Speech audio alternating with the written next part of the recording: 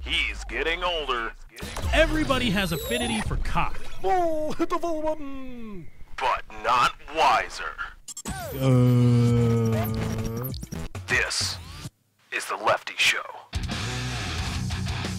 Welcome, everybody, to the Lefty Show, episode number 30. I am glad to be here. I'm your host, Lefty, of course. Glad to be here with you all today. Hope to put on a great show for you. That's right, the Lefty Show is 30 episodes old already. Well, we're going to cycle through normal podcasting milestones probably a lot quicker than other podcasts you're familiar with, at least in the YouTube scene. Adam Carolla and Joe Rogan do pretty much daily podcasts. I know Adam Carolla, I think, takes a day or two off a week from the podcasting, and Joe Rogan is pretty much like every other day. He's doing a podcast somewhere. So, not going to outpace those guys, but, the likes of Painkiller Already, That's Not Why You Called, other weekly podcasts, we are going to soar through all of those numbers. Welcome to the Lefty Show, everybody. Again, I'm your host, Lefty. Glad to be here. Hope to put on a great show for each and every one of you. Thank you to everybody, and thank you to all of you that are watching on YouTube, liking, favoriting, and subscribing. Helping the channel grow helps the show grow as well. And thank you to everybody that's been sharing the show with your friends, your family, your co-workers. That's how you can help the show grow specifically. And if you want to help keep the show afloat, you can go to imraising.com/643 productions. That's imraising.com/643 productions if you want to help out with donations. You want to help keep the show afloat. You want to do anything like that, imraising.com/643 productions. All donations graciously accepted. Champagne room. Meet you all in the champagne room with all the donation money. I'm just kidding. imraising.com/643 productions. Link in the description. Go ahead and click on that. Got some new content coming your way. Last night, Dr. Chiz, FPS Kyle, and myself recorded about 2 hours worth of speedrunners. It was crazy. We went through, we ran the gamut of speedrunners levels, and then we decided to have a little how to say this, a little bet, I'll say, about losers. The first person to three map wins will not have to do something that the other two would have to do. So that is going to be edited and rendered out today. Maybe uploaded later today. I'm not sure. We got That's Not Why You Called coming up this evening after a brief 2-week hiatus. I'm eager to get back in the saddle in that regard. You get to see the brand new haircut in all of its glory. So That's Not Why You Called should be dropping sometime around 6 p.m. Central Time. Keep it locked in on my Twitter if you want to stay updated on all things Lefty, the Lefty Show, That's Not Why You Called, and just general musings. Go to twitter.com/lefty643, or you can just follow me at Lefty643. So we got that kind of content rolling, and so I got something in the mail yesterday. It was an important package of sorts, and I've been waiting on it for a few days. And I have this thing where I grew up watching George Carlin, and my dad very early on, I think it was junior high, my dad showed me the first George Carlin bit I ever saw, and I think it was oh geez, I don't even remember. But he showed me one of Carlin's later HBO specials. I'll just find it for you here. No, I just I don't want. Hold on a sec. Just there we go. Let's see. I believe it's You Were All Diseased. Yeah, it's You Are All Diseased was the first one I saw. It's either that or Complaints and Grievances. No, it wasn't.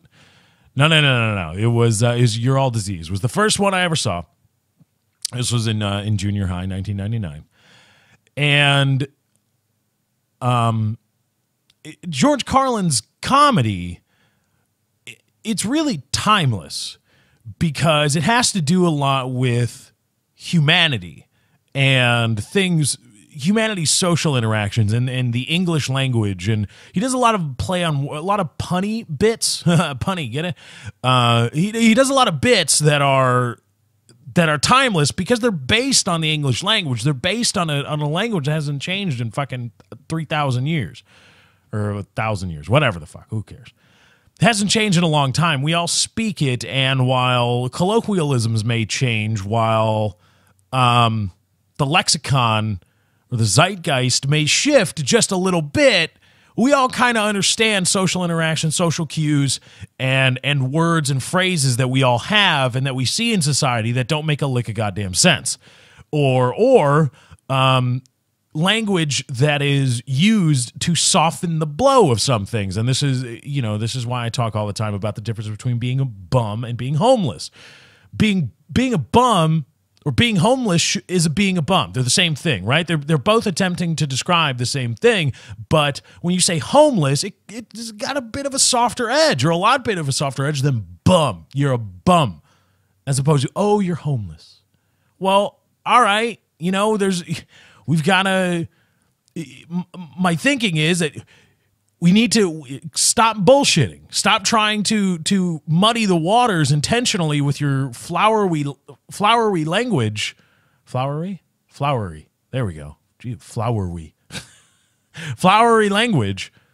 Stop trying to muddy the waters in that regard, because you are implicitly positively reinforcing being a bum when you say homeless. Oh, you're homeless.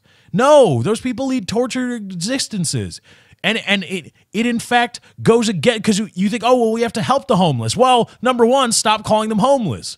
Because when you tell people, look, they're fucking bums, there's no choice. Oh, shit, that's an awful existence. Homeless doesn't really say much about an existence. It's bad, sure. Not nearly as bad as bum. You say bums need to be helped. Yeah, okay, that's a pretty shitty life to live. Yeah, we should probably help them out. But getting back to George Carlin's comedy routines, the thing is that as you grow and mature, at least I found, being exposed to George Carlin at a very young age, as I was growing up and being, more and more independent and into society, as opposed to in the protective cocoon that is usually the developmental years in education, the educational realm. You go through elementary school, you go through junior high, high school, etc., and you're pretty much protected there. Your only job is to be a kid and to learn. But with each iteration, from elementary school to junior high and from junior high to high school, you become more and more independent. You become more of a part of society than you previously were. And as I became more and more ingrained as a part of society itself, in terms of being an independent human, I realized, holy shit, there's a lot of flowery bullshit language that doesn't mean a goddamn thing. And what's more, this flowery language that doesn't mean a goddamn thing serves to negate the other things that actually need to be said. And so getting back to my point, well, George Carlin bits, if you haven't watched them, go watch them. They're really funny, just on first blush. And what really makes them really funny is when you actually see in practice the bullshit that he highlights in our society.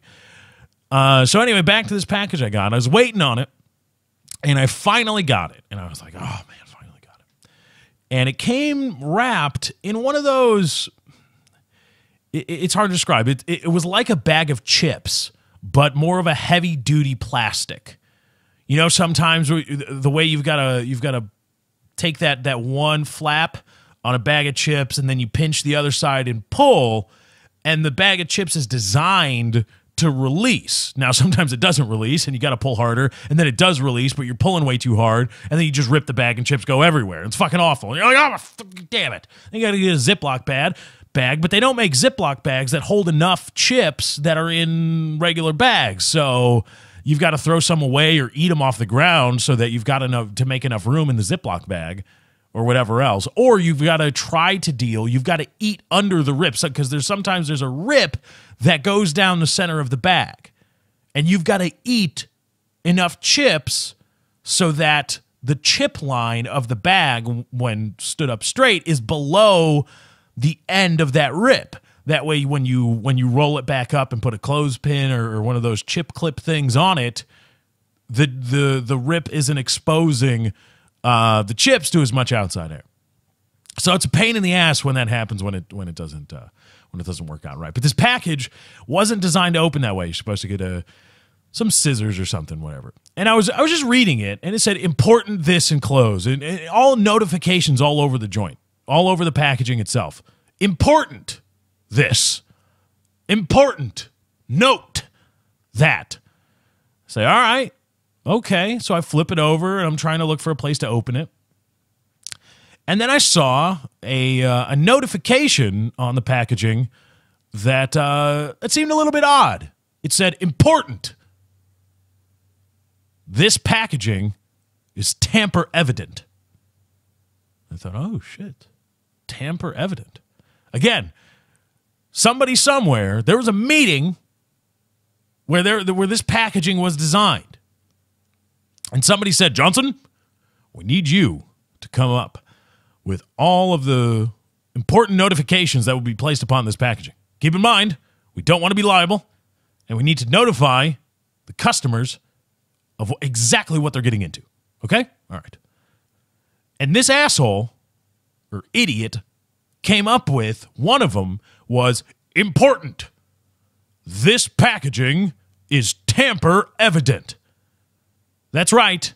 Tamper evident. What in the fuck does tamper evident mean? Open?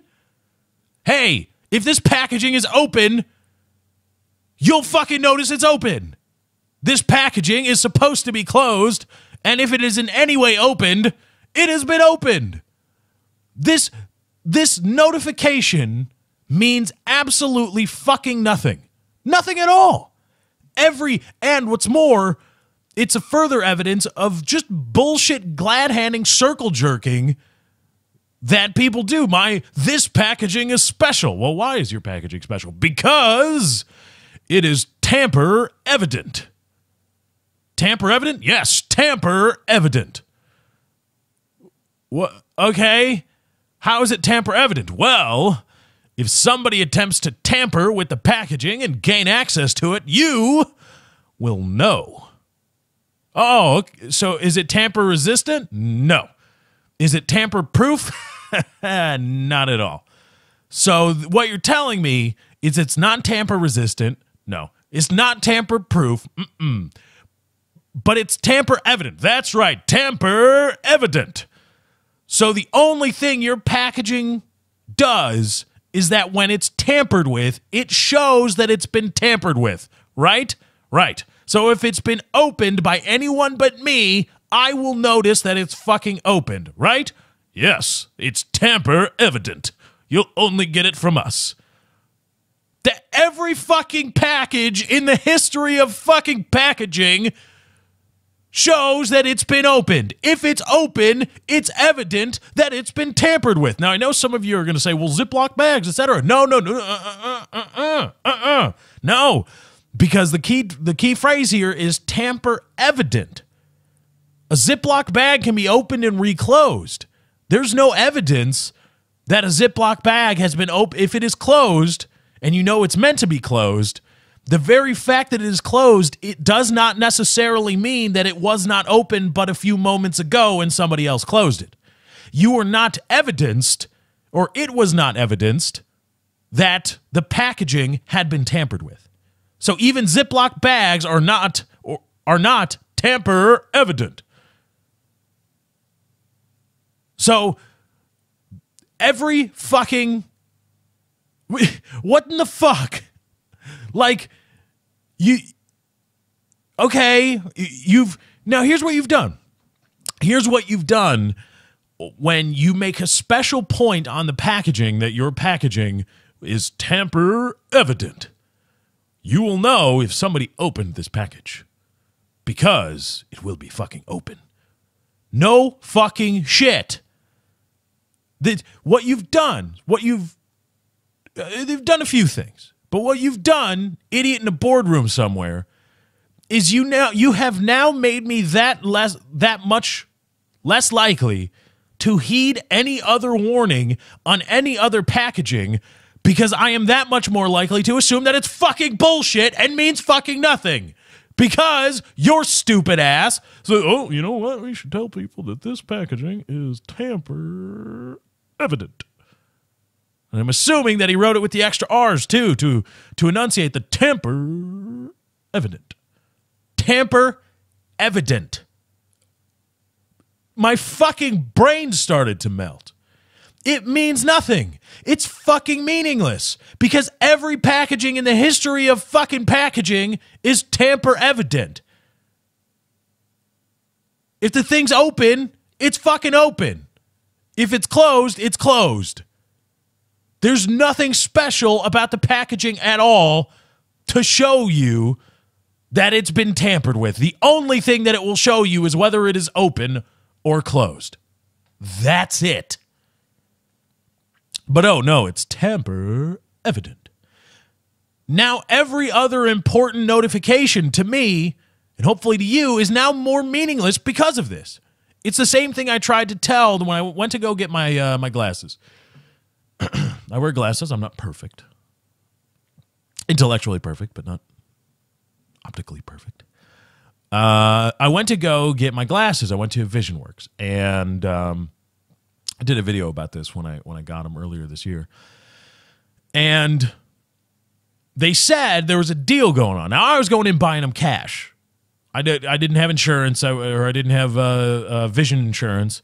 So I was just going in to buy glasses cash. And I knew I was going to get fucked because they're really, really expensive for some goddamn reason. But okay, all right. I know I'm going to get fucked, but I'll try to lessen the fucking as much as I can.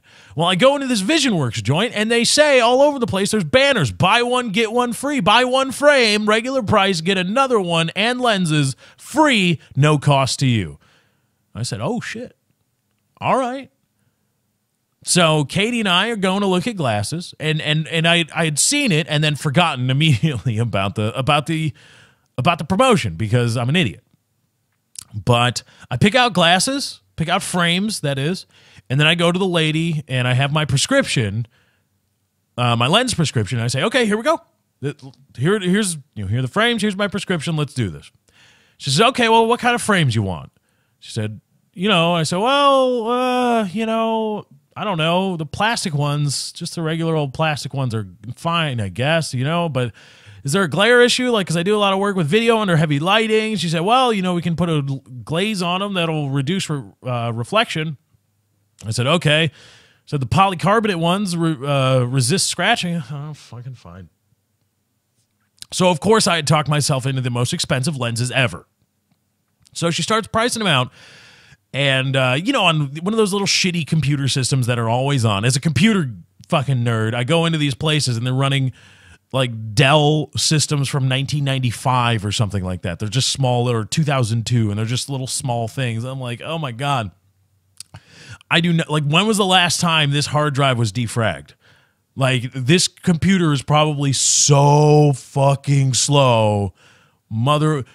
Jesus, you might as well just tell people, bring in their laptops and we'll give you the software to run all of the shit on it. But it was, so I could see the screen. And as she started pricing them out, the lenses were like $100 each. The frames were another $150 plus tax. I was looking at about $500 goddamn dollars for the glasses. And I looked and I said, I can't afford that. Can't happen. And before that, she had said, well, buy one, get one free. Do you want to go pick out another pair of glasses while I price this out? I said, sure. All right, fine. I said, I just said, I'll get another pair. Just give me two of the same ones. I'll just have a backup. And as she was pricing them out, she was like, okay, well, buy one, get one free. So you're going to get another one of these for this price. I said, okay. And she priced them out $500. I was like, fuck, I can't afford that. And I said it plainly. I was like, I don't think I can afford that. And she looked at me and she said, okay, and keyed up a 40% discount. 40%!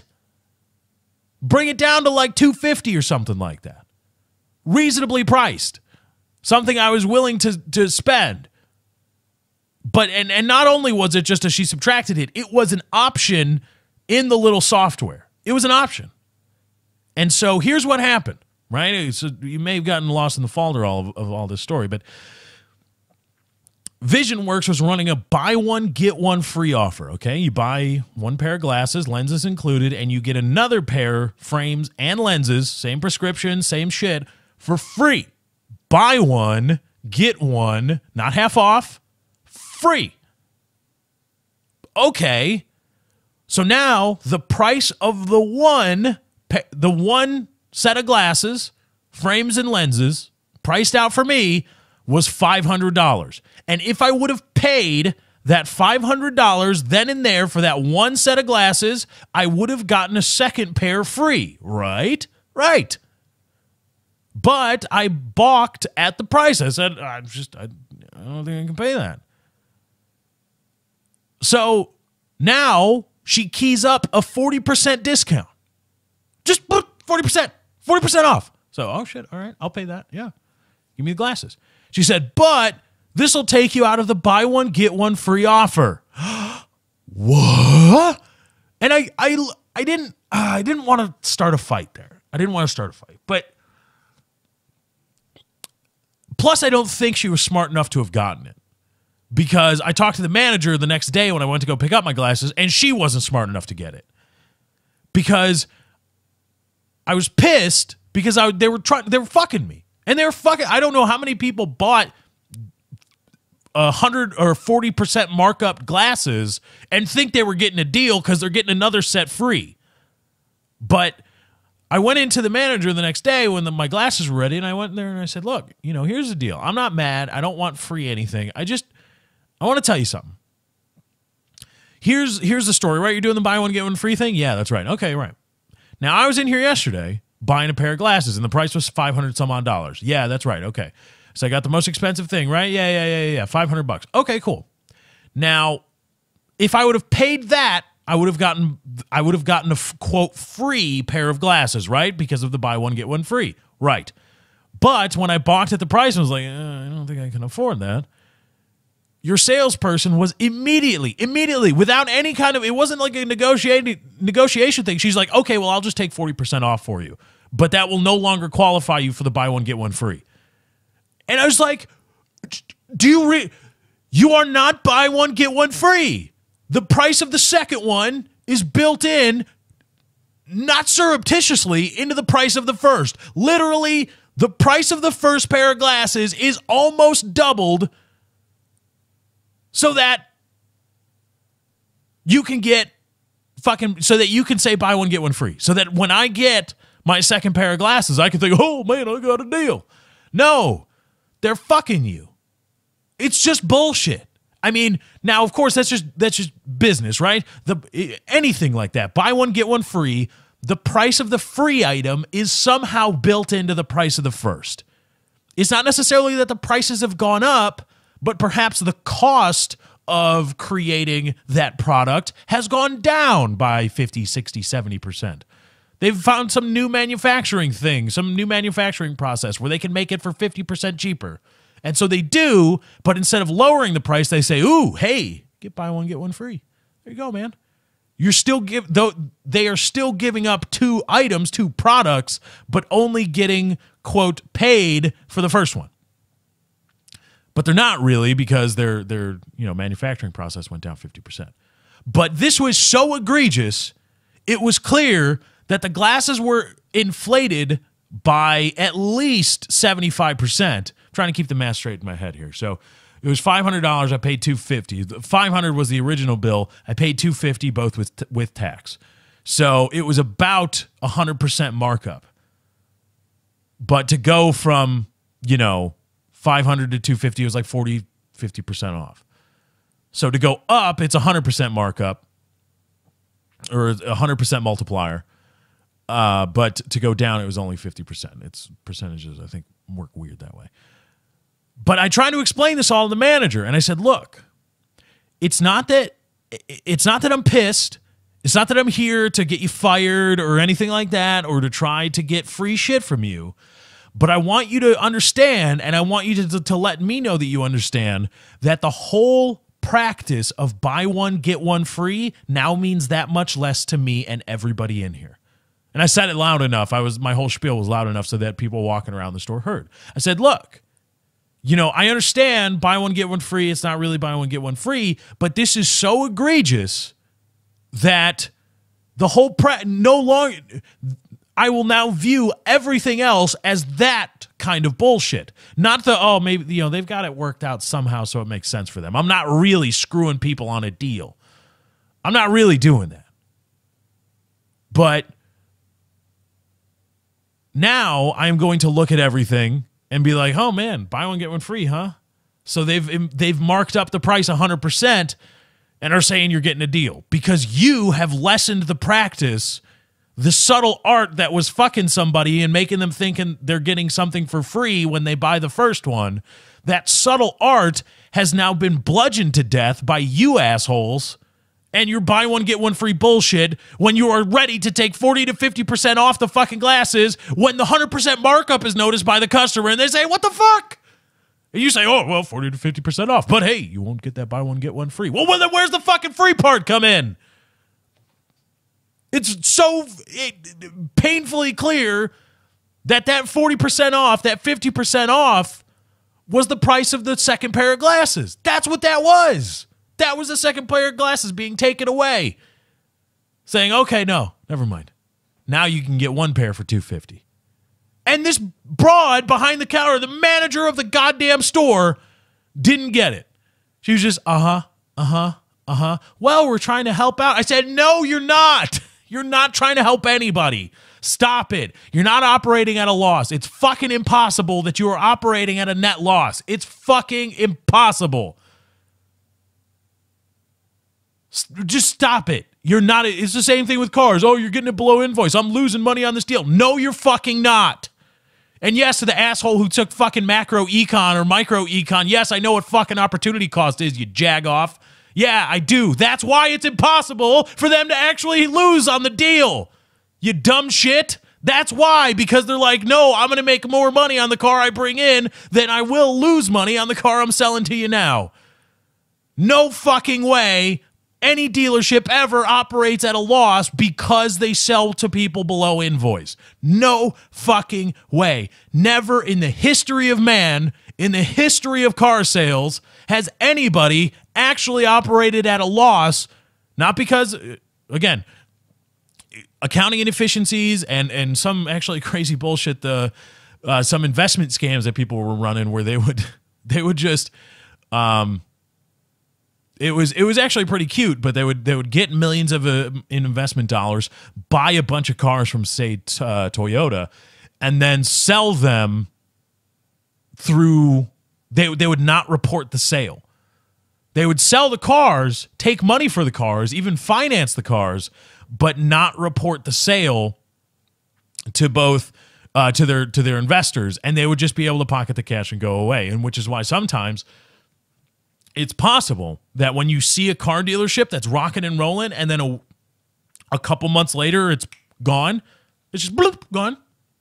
They might have been running that scam, because when the cars run out, normally you either reinvest what you made, reinvest that capital into buying a new lot of cars, or going to your investors for more money. But when you go to your investors for more money, they're going to want to see all the sales of all the cars. They're going to be like, hey, where are those sales at? And you're running the scam where you don't report the sales. You just pocket all the cash and move on about your business. So that's a scam that's been run for a while. But nobody's operating at a loss. And all of these things below invoice or at invoice, at cost, you're getting it at cost. You're not fucking getting it at cost. Buy one, get one free. Right? Buy one, get one free. And now this package, important. This blah, blah, blah, blah, blah is blah, blah, blah, blah. all those things now mean less. The language itself, the practices themselves have now been degraded because people have misused them. People have abused them to say stupid fucking shit like buy one, get one free on 100% markup, and if you can't afford it, we'll immediately take 50% off. Or, this package is tamper evident. Well, no shit, you fucking moron. If it's opened, it's been tampered with. If it's closed, hasn't been tampered with. No shit. It's essentially important. This package is powder blue. Thank you, and good night. Let's do a little news.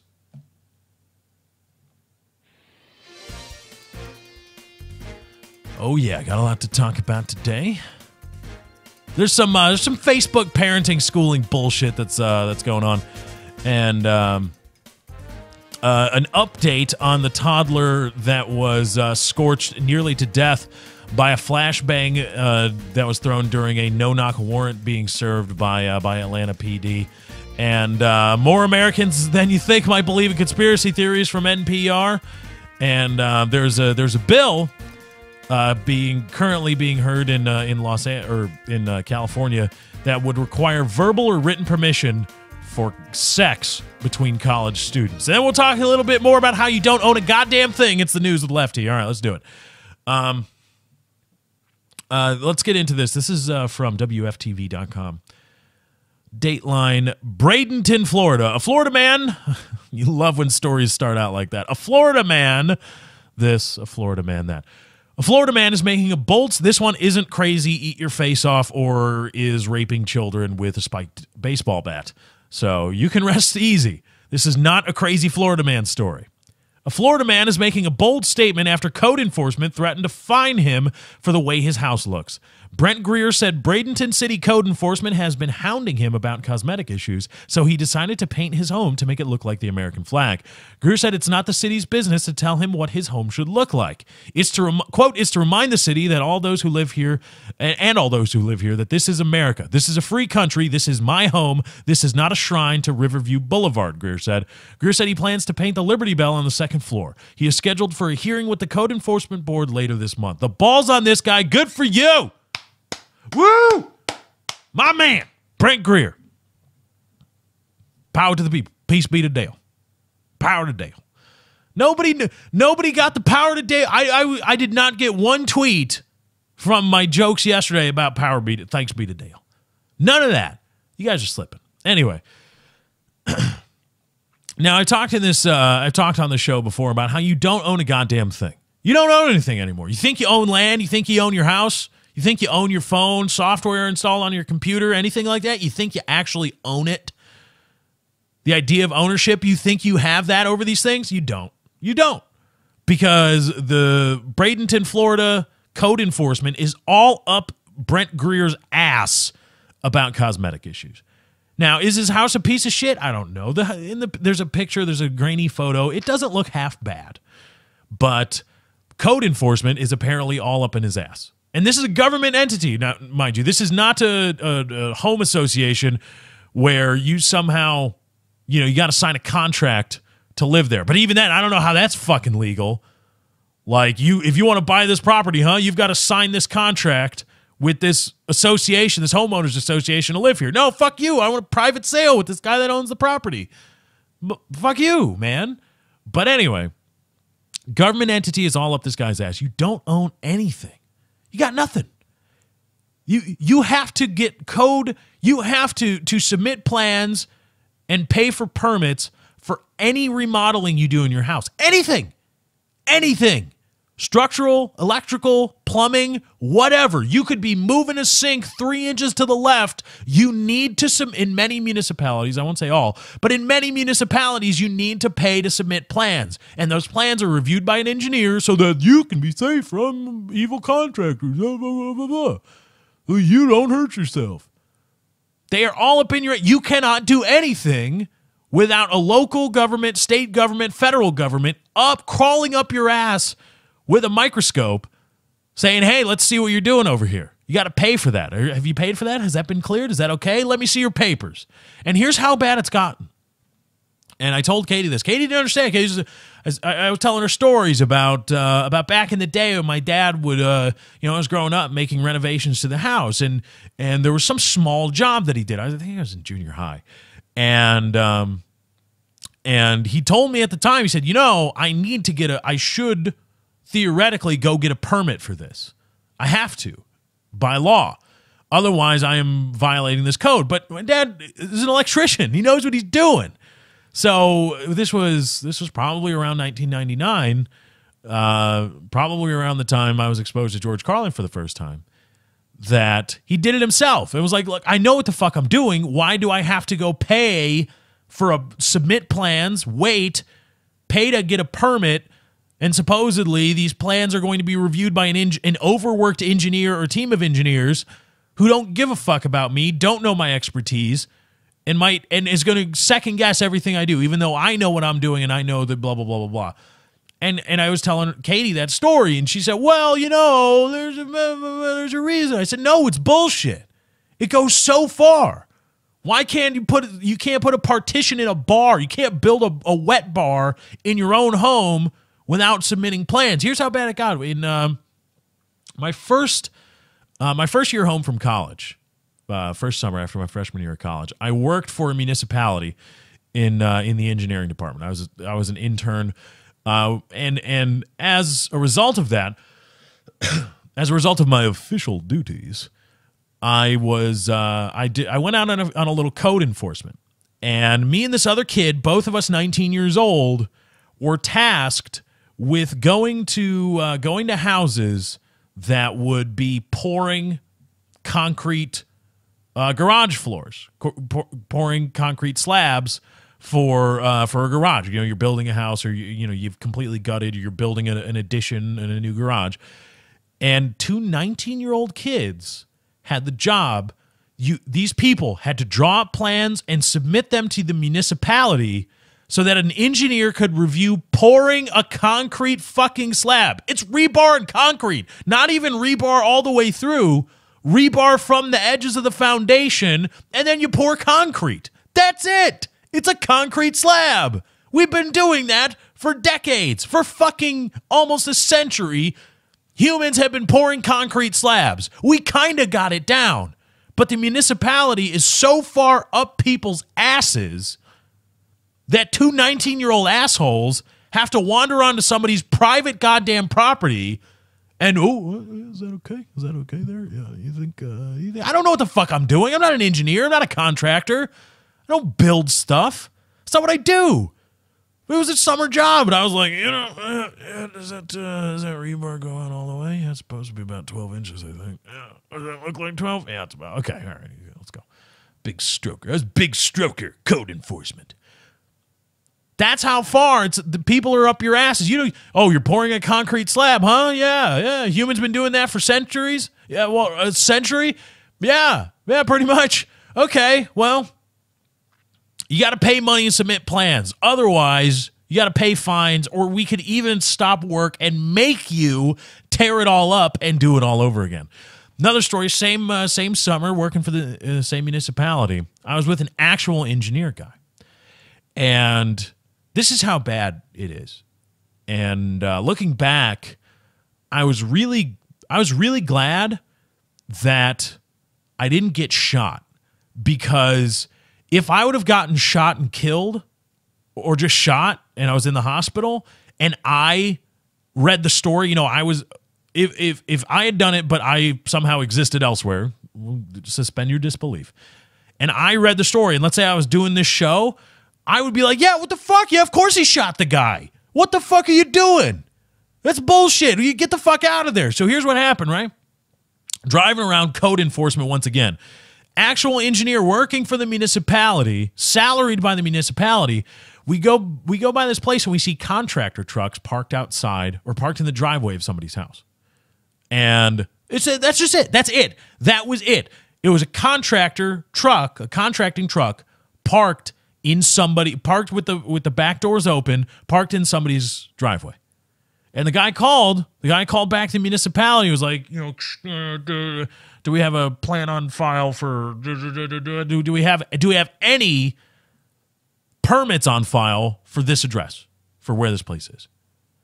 And they radioed back, or I think it called back, maybe cell phone, maybe it was the stupid Nextel shit. They radioed back and said, no, nothing on file. The guy parks the car, tells me we get out. We just walk up the drive, and I didn't know what I was doing at the time, and I should have said no. And that's my fault. I did not have the balls to say no, and I should have, and that's my fault. But we just walk up the driveway, and the door's unlocked, because obviously what are they doing? I mean, I've told you enough now that you know the story. You know exactly what's happened. These people are doing contracting work. They're remodeling something, trying to do it on the sly without having to pay a couple $100 for permits, bullshit permits, because they've hired a contractor that they like, who knows what they're doing, and they're fucking adults, and they own this fucking property, so they've decided we're going to do this, that, and the other thing. So here comes this asshole, me, and this other fucking asshole just walks up the driveway, and the door's open, because, again, when you hire contractors, you give them the keys to the house. Go in and out. Do whatever you want. Do it. You know, you can't have, again, if you're going to delegate responsibility, you need to give them commensurate authority. And so contractors, if they're going to be inside your house, they need to have the authority to come and go as they please. And so the door was open. We just walk into this fucking guy's house. They were remodeling the master bedroom. We walked into the fucking master bedroom. And just, whoop, hello, what are you doing? You have a permit? You got a permit for this? And later I was, what the fuck did I just do? Mother of God. Because if I was the homeowner and some fucking asshole from the municipality just walks onto my goddamn property, into my house, into my master bedroom, motherfucker's getting a bullet in the brain. Both of them. I would have shot myself. Say, hey, big stroker, looking pretty good. Bam. Because what the fuck? You don't own anything. That's how far. Because some people might say, well, just fix up your house. No. It runs much deeper than that. Municipalities, local government, state government are so far up your asses in places they don't belong, you don't own anything anymore. Line item number 635,292, and you don't own a goddamn thing. You don't own it. Because two fucking assholes, a 19-year-old kid and some douchebag that's making $20 an hour, calls himself an engineer, just fucking believes they have the authority, and it would probably be backed up in court that they could just walk onto your fucking property because they merely suspect that you are doing some work that requires a permit and you don't have one. So we just wandered into the guy's fucking house. Should have gotten shot. But more to the point, you don't own a goddamn thing. This is a news story from LAweekly.com. A law co-authored by LA State Senator Kevin DeLeon would have state-run college campuses establish an affirmative consent standard for its students. According to the language of the bill, SB 967, students who want to have sex must essentially establish that there has been, quote, an affirmative, unambiguous, and conscious decision by each participant to engage in mutually agreed upon sexual activity. In fact, the legislation says, quote, it is the responsibility of the person who wants to engage in initiating the sexual activity to ensure that he or she, that or she part is bullshit. This is an anti-male fucking fuck you rape culture bullshit law. That he or she has the consent of the other person or to engage in the sexual activity. Lack of protest, this is a money quote right here, remember this. Lack of protest or resistance does not mean consent, nor does silence mean consent. Yes, it fucking does. Yes, it does. Oh, yes, it does. It does, okay? Because here's how far, again, rape is a heinous crime.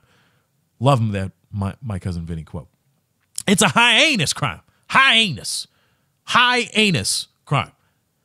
It's bad. And committers of rape, people convicted of rape, are bad dudes. Bad dudes. Very few women actually convicted of rape, I think, because you can't rape a man because you can't rape a man because his boner is implied consent. Wait, no, but no, man, lack of protest isn't consent. Silence is not consent. But there are feminists who will argue that men cannot be raped because their boner is not affirmative consent, implied consent, because you've got a boner. I see that boner. You want to fuck me, don't you? That's right. You say no, or you don't say anything, but you've got a boner, and you want to fuck me. Well, I want to fuck you, so let's fuck. I don't care if you say anything. I don't care that you don't say anything. I don't care that you don't protest. You got a boner, so that means you want to fuck, and I'm going to fuck you. So we fuck. Implied consent, not rape. But, two drunk college kids start making out at a bar, go back to somebody's apartment or dorm room or whatever. What are they going to do? What do you do when you're drunk? You meet a dude, you meet a girl, whatever. You start making out at the bar, maybe a little finger blasting on the dance floor. Who cares, right? It's college. Everybody's experimenting. You go back to your apartment. What do you think you're there to do? What do you think you're there to do? Play canasta? No, you're there to fuck. That's what you do. That was the purpose of the making out and the finger blasting on the dance floor. It was a precursor to fucking. That's what it's supposed to do.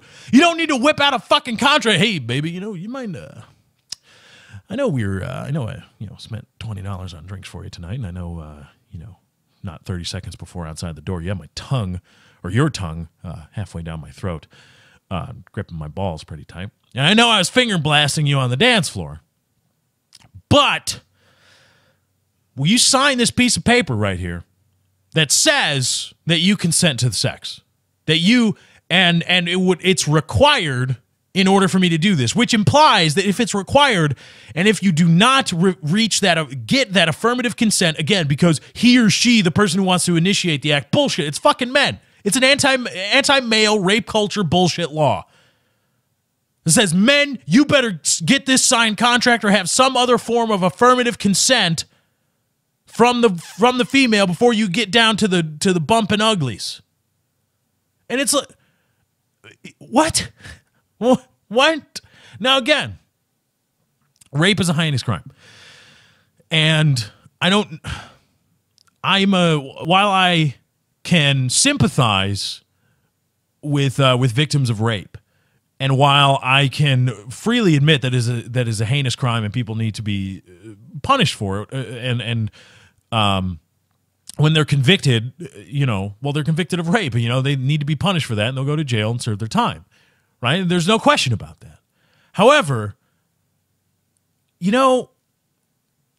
we shouldn't go so far as to just start arresting people because we shouldn't go so far as to making it illegal to have sex with a woman or a man without affirmative consent, because that's going way too far in the other direction. Punishing rape, yeah.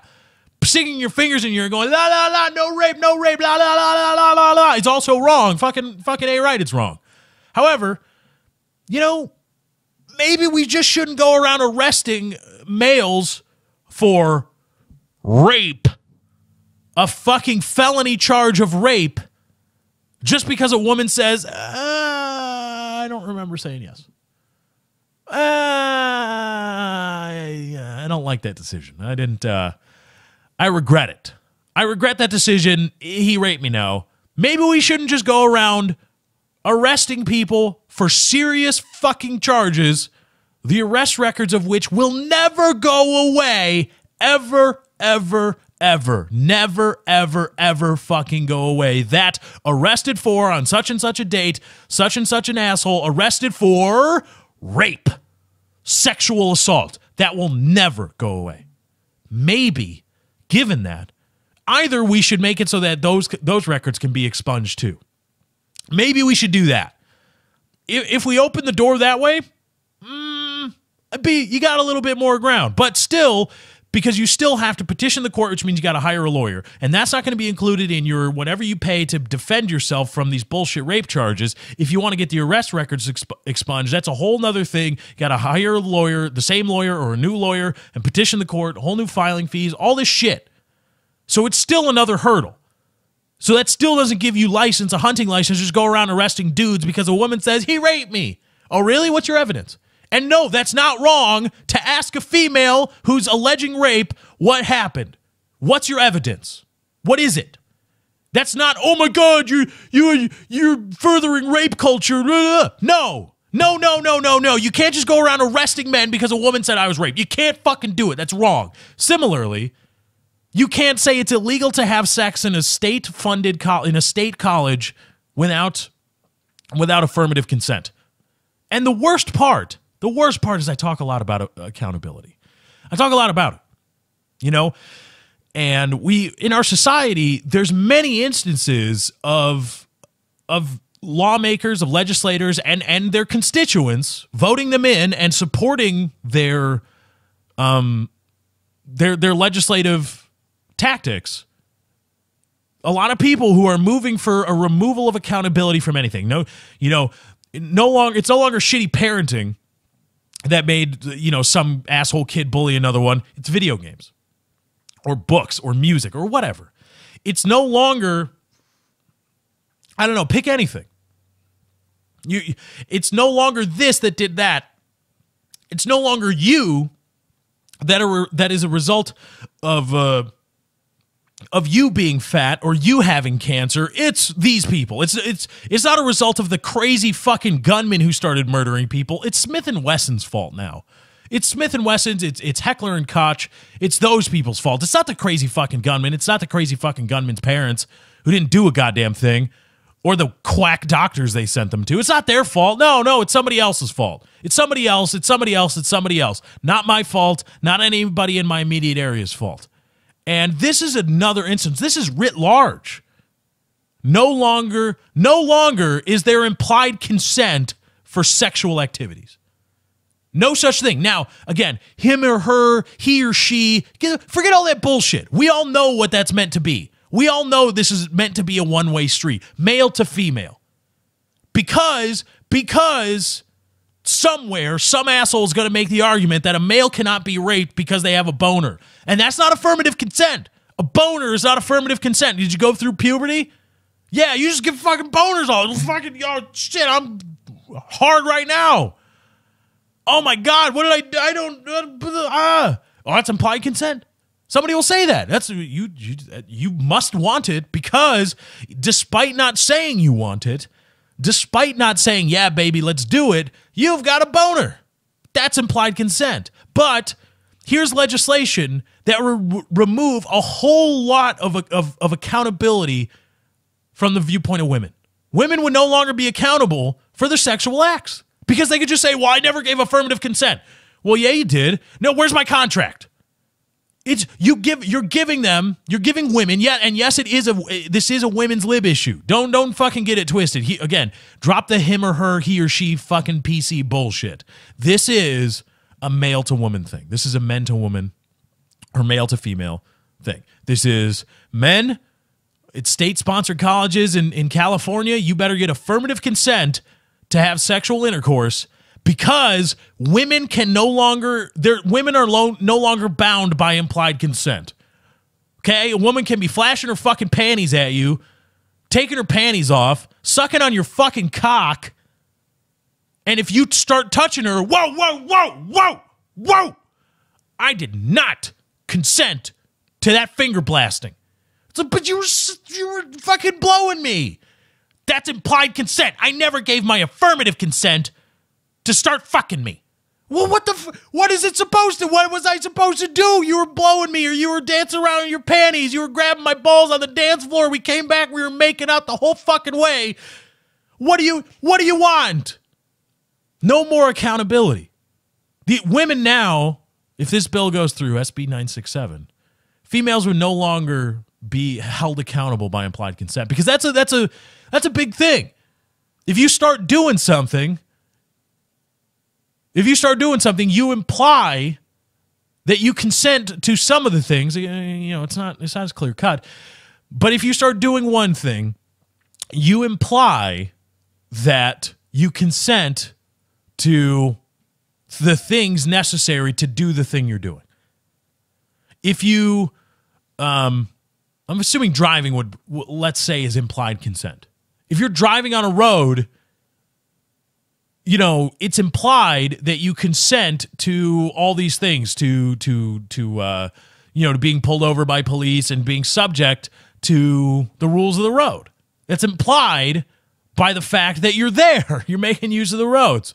There's probably much better examples. However, I would argue, or similarly, I would argue that when you're, if you're at college, you're at a bar, you're at a party, you're at a whatever, and you're making out with somebody, or you meet somebody, or you go to a party with a girlfriend or a boyfriend or whatever, and there is implied consent for sexual intercourse, because all the way up to sex can be implied consent. If you're undressing, the moaning, the foreplay, all the things, well, that kind of implies that you want to get down.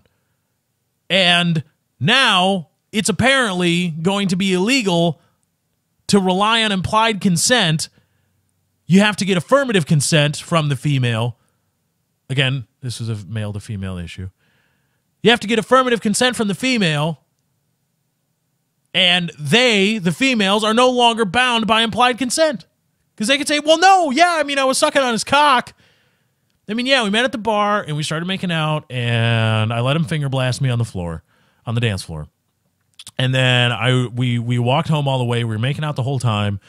I was unbuttoning his shirt, unbuckling his pants as he was getting his keys out to his apartment.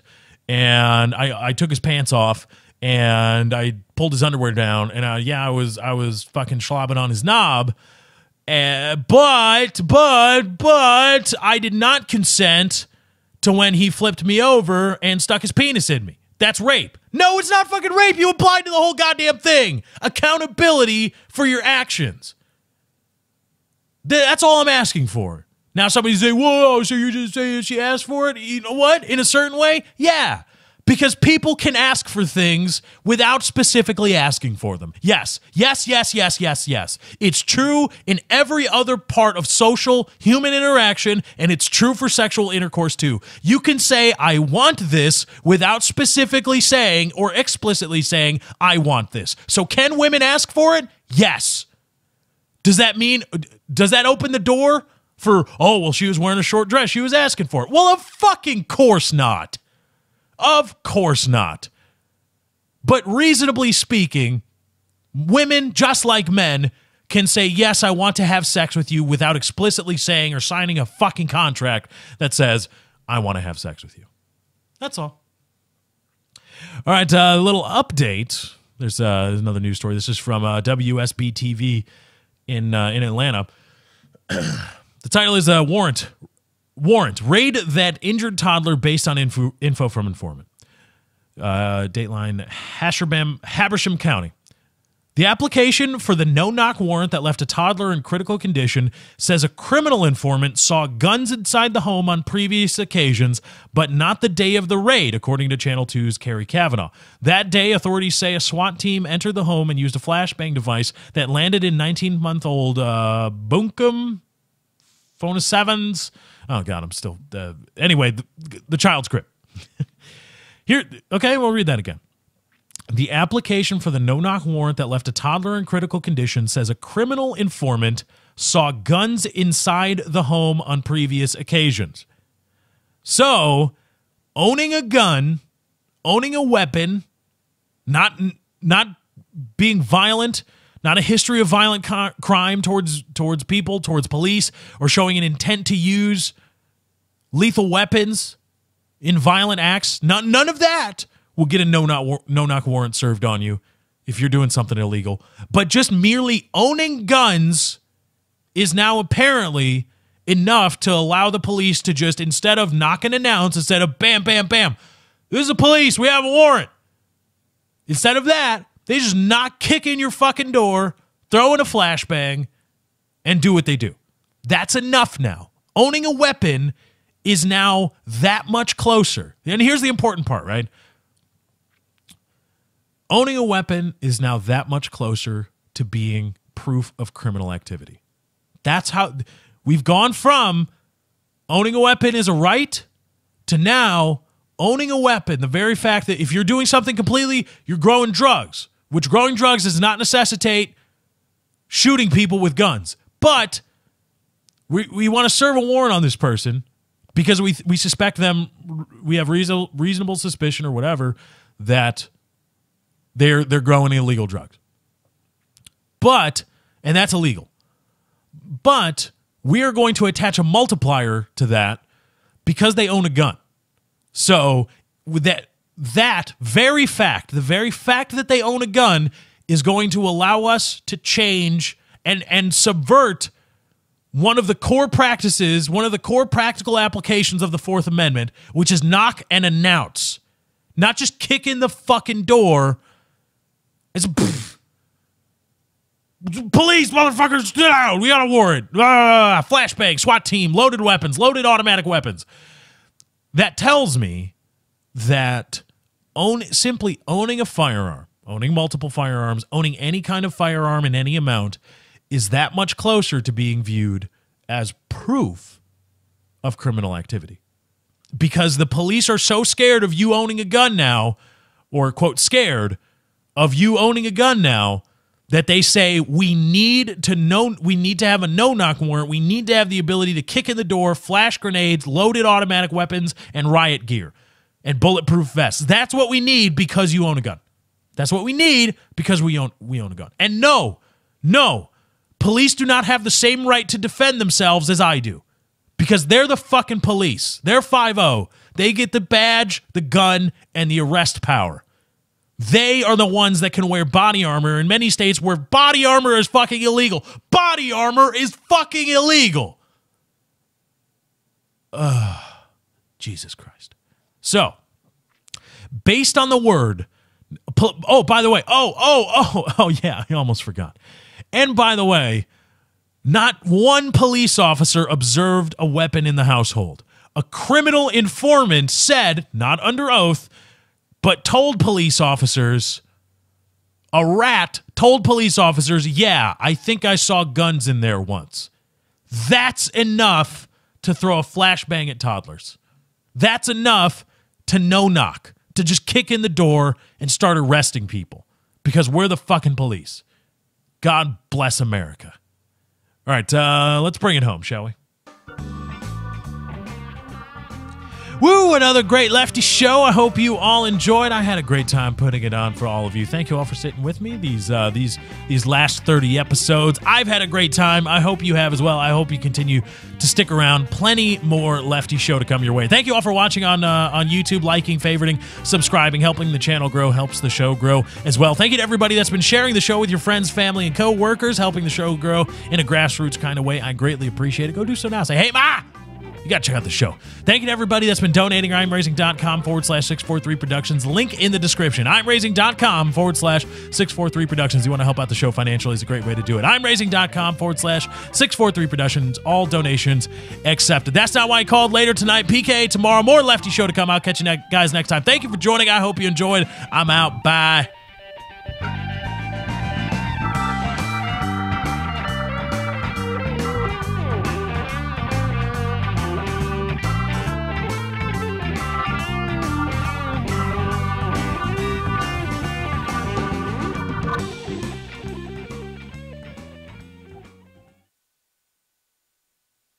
He's got AIDS.